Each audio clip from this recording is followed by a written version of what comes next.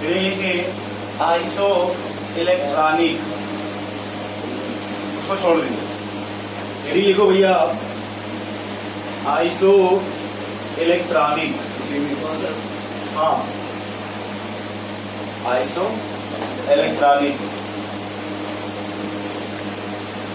इसमें लीजिए the species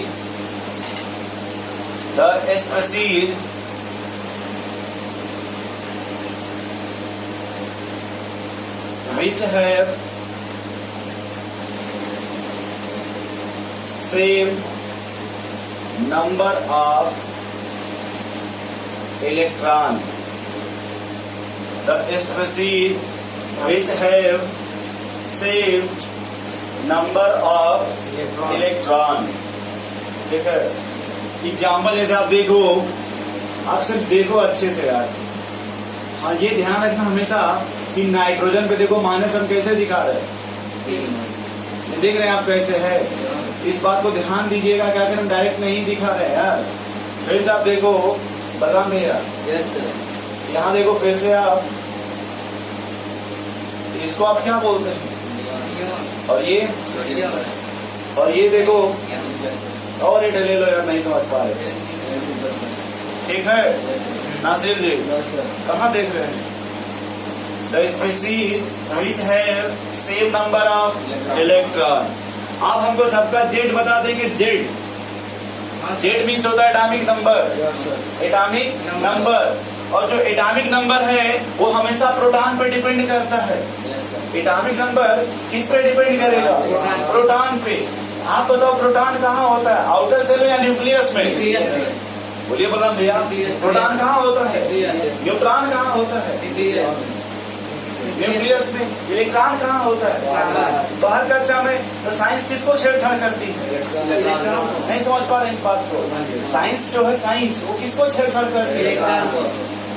तो किसको जाकर के समझाते बुझाते, चलो भाई इधर चलो, तो उधर ठीक नहीं है। तो आप बताओ, सबसे पहले फिर से देखो कि आखिर इसका जेड कितना हो गए, इसका बताइए, ये बताइए, यहाँ बताइए, बोलिए। अगर किसी पर एक माइनस है तो उससे आप क्या समझ पा रहे हैं? उस पर एक इलेक्ट्रॉन दिया गया कि एक निकल गया है?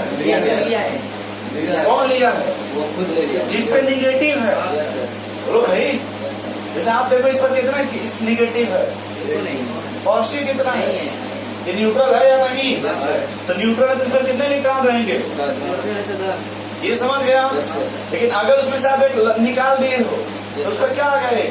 तो निकालोगे तो कितना हो जाएगा इलेक्ट्रॉन? बोलो भाई 10। सॉरी यहाँ देखो,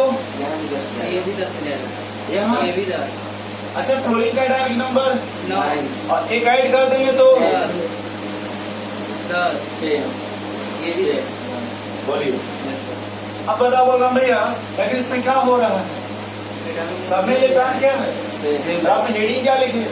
आइसो इलेक्ट्रॉनिक। नहीं समझ पा रहे, कोई बात नहीं, फिर से देखो यार, रोना मत, इधर देखो, ये क्या लिखा है और ये क्या लिखा है? थोड़ा इसमें चेक करो तो इलेक्ट्रॉन कितने हो रहे हैं? कार्बन का एटॉमिक नंबर बताओ, 6 हो गए इलेक्ट्रॉन। एक हाइड्रोजन का एटॉमिक नंबर 4 हाइड्रोजन है, तो ये सही है। एक नाइट्रोजन का बताओ, बोलो यार 7। 3 हाइड्रोजन का, ये कैसे है आपस में? नहीं हो रहा आइसो इलेक्ट्रॉनिक। बोलो भाई नहीं हो रही, कोई बात नहीं, फिर से देखो, रोना मत। ये देखो ये क्या लिखा है, और ये साथ में क्या लिखा है? CS3। अब बताओ यहाँ कितने इलेक्ट्रॉन हो गए? 7+। यहाँ बताओ, पहले कार्बन के पास, हाइड्रोजन के पास, और माइनस है तो बोलो क्या हो गया आपस में? नहीं समझ पा रहे तो भाई बलराम भैया फिर से देखिए तो थोड़ा सा, ये फ्लोरीन है, ये कौन है? और ये CS3 फ्री रेडिकल।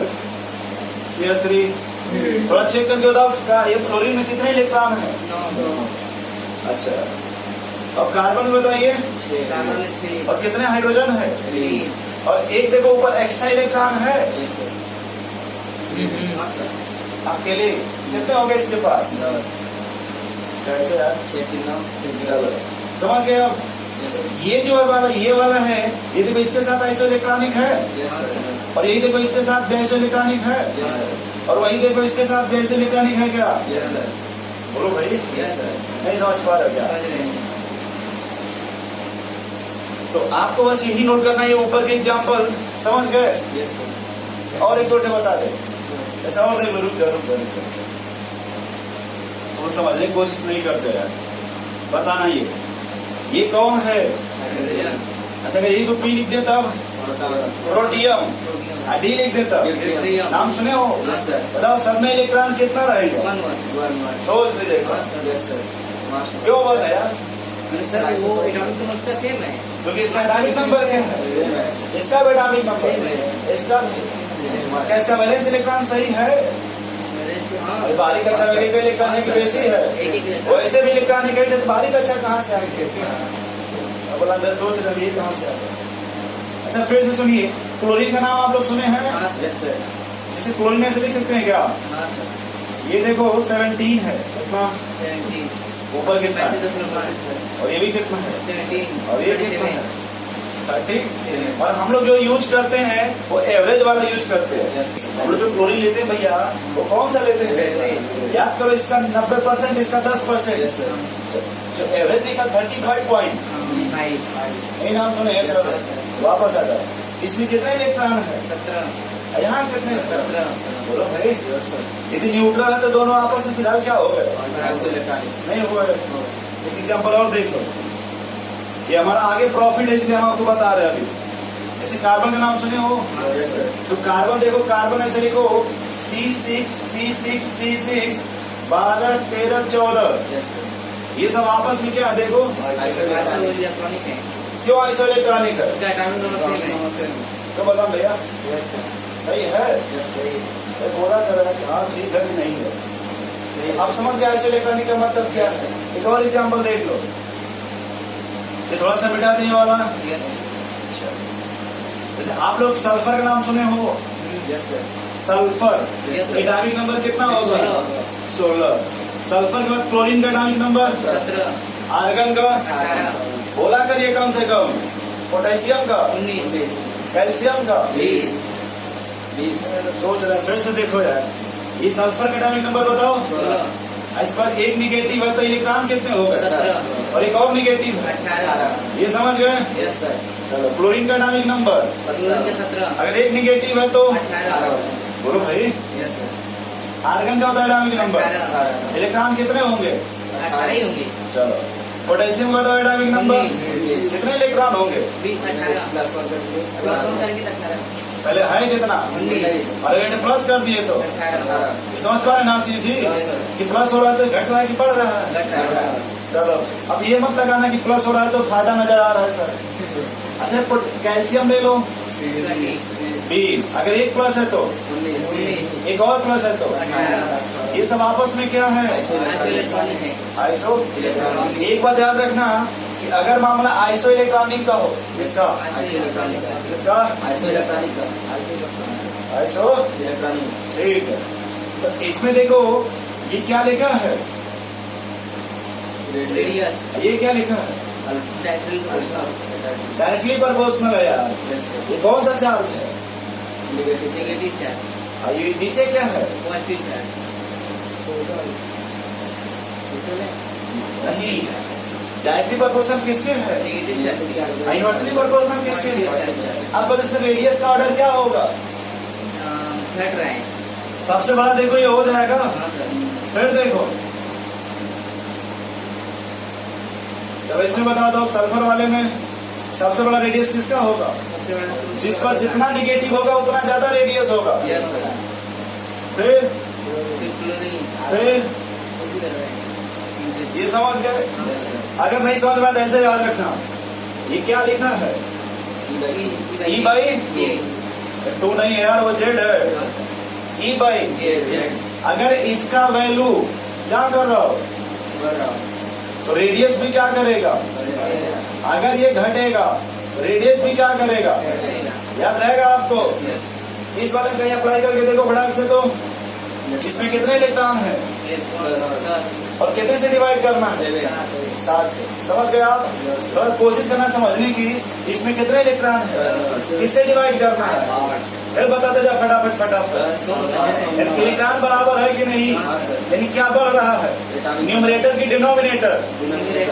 जनरेटर मतलब नीचे होता है, इसलिए डिनोमिनेटर हमेशा कहाँ रहेगा, समझ रहे हैं आप सर जी? तो ये देखो बहुत अच्छी बात ये है कि नीचे वाला बार बार बढ़ रहा है, देखो। Yes sir. अरे जेड, जब नीचे वाला बढ़ेगा तो जो सम जो भी सोल्यूशन आएगा वो घटेगा कि बढ़ेगा? यानी इसका ये समझ में आ रहा है कि जैसे तुम इधर बढ़ते जाओगे, इलेक्ट्रॉन तो वही है 10, लेकिन नीचे जेड जो बढ़ रहा है कि नहीं, देख लो भाई। जब जेड बढ़ेगा तो इसका मतलब जो सम है वो घटने लगेगा, और जो उसका रेशियो आएगा तो छोटा होने लगेगा कि नहीं? समझ में आ गया कि सबसे बड़ा रेडियस किसका होगा? Yes sir. बोलो भाई, यस सर। सोच रहे फिर सर। तो ऐसे देखो किताब वाले आपको मान लो कैसे सवाल दे देंगे, अपने मन से मान लो इसको दे दी 9.5, कितना? 9.5। तो ये हमेशा 9.5 होगा कि 9.5 की 9.4? क्योंकि ये थोड़ा बड़ा है ना इससे, ऐसे आप पकड़ लोगे, वो कुछ भी देंगे आप अपना कॉन्सेप्ट पहले लगाओगे जनरल वाला, तो कौन बड़ा होता है कौन, छोटा। नोट कर लो।